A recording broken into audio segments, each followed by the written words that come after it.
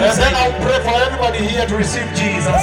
Nitamwombea kila mtu hapa akampokee Yesu. We are going to worship a song that says, tutaenda kuabudu wimbo unaosema Mungu wangu umenitosha. Mungu wangu umenitosha.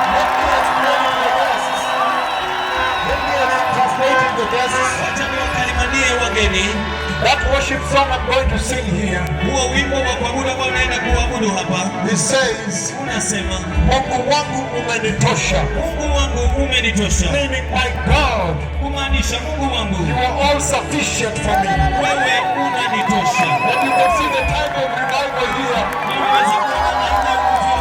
Everybody see, let us lift up our hands and receive Jesus right away. Ila mtu wacha tuinue mikono yetu juu na tumpokee Yesu moja kwa moja. Let us receive Jesus right